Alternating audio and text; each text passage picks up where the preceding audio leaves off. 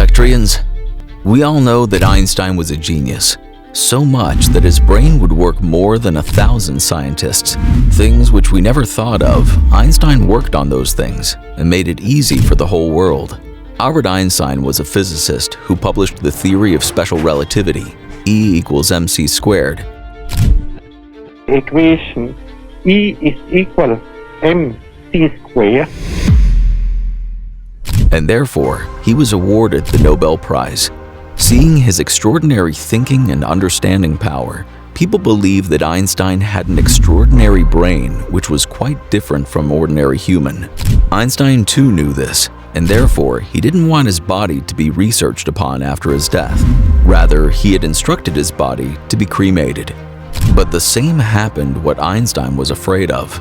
On the 13th of April 1955, when Einstein died in Princeton Hospital, the doctor came to perform the autopsy, stole Einstein's brain secretly, because he was curious to know what's there inside the brain of this genius. The doctor who stole Einstein's brain was Dr. Thomas Harvey, who was more interested in studying this brain than facing the consequences. When the Princeton Hospital came to know about this incident, they fired him. But Dr. Harvey was successful in pursuing Hans Albert to give him permission to research upon his father's brain and let the world know about it. From that day, a long journey started for that brain. Dr. Harvey was a pathologist who knew only about post-mortem, and that's why he believed that he would be able to research this genius's brain. But the situation was that Dr. Harvey lost his job in Princeton Hospital and also the designation of a pathologist. Dr. Harvey took Einstein's brain to Philadelphia, Pennsylvania, where he took a lot of photos of the brain and cut them into 240 small pieces. And preserving every piece in separate jars, he hid all of them in his basement. Because of this, he had arguments with his wife, as his wife used to threaten him that she will throw this brain outside. The arguments eventually led to divorce. Dr. Harvey went to Wichita, Kansas with the brain, where he started working as a medical supervisor. And here in his free time, he tried to study Einstein's brain. After that, he frequently switched jobs and moved to different cities with the brain. Even after many years, Dr. Harvey couldn't do any solid research on Einstein's brain.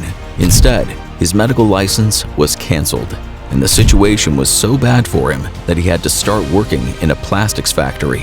At the time, he made a good decision to send different pieces of the brain to the best neurologist of the world for detailed research, and he did that. 30 years after the brain was stolen first time, in 1985, a study was published on Einstein's brain. For the next 28 years, many neurologists have published several studies on this genius's brain, in which it was found that Einstein's brain was quite different from the ordinary human brain. The biggest difference was found in the corpus callosum part. Now, it is important to know that human brain is divided into two parts.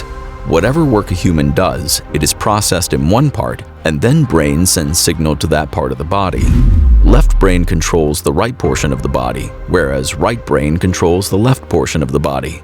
And for 90% of humans, left brain is responsible for speech, understanding, mathematical calculations, and writing, whereas the right brain is responsible for creativity, understanding of shapes, art, and music.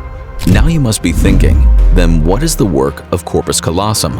Imagine you are typing on the keyboard or mobile phone, and while doing this, both our hands are busy typing.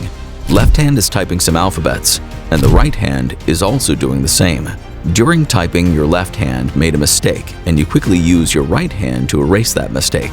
That means that when your right brain committed a mistake, it rectified the mistake by signaling the left brain. The link through which both halves of the brain are connected is called corpus callosum, and Einstein's corpus callosum was larger than ordinary humans. That means his left brain and the right brain had a strong connection, because of which Einstein could imagine complex problems and situations. Apart from the difference in corpus callosum, Einstein's brain's pattern was also quite different from others, and researchers believe that it was the reason for good neuron flow. Do it! No! Make God, your dreams please, no! Come true! No! Just no! Do it! No! Good flow of neurons means that he had great power for mathematical calculations. Albert Einstein had the power of solving complex mathematical problems in his head without using pen and paper. According to a research paper, another reason for having a high number of neurons was that when Einstein's brain was weighted, it was 1,230 grams, whereas it was 1,400 grams for normal human beings. Researchers believe that his brain's lining was quite thin, because of which it contains more neurons. But the biggest question was if Einstein was born with such a special brain, or there were challenges afterwards. After researching, it was found that when Einstein was born, he started speaking after the age of 5, whereas other children start speaking at the age of 2 or 3.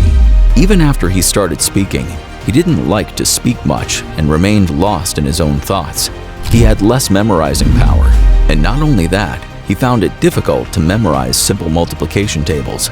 He was a master in processing math and numbers in logical ways rather than memorizing them. In his school life, although he failed in other subjects, he excelled in mathematics and science. When Albert Einstein was 12 years old, a family teacher left his geometry book in Einstein's house. Surprisingly, Einstein read that book in one day and cleared his geometric concepts. Not only that, he became master of integral and differential calculus at the age of 14.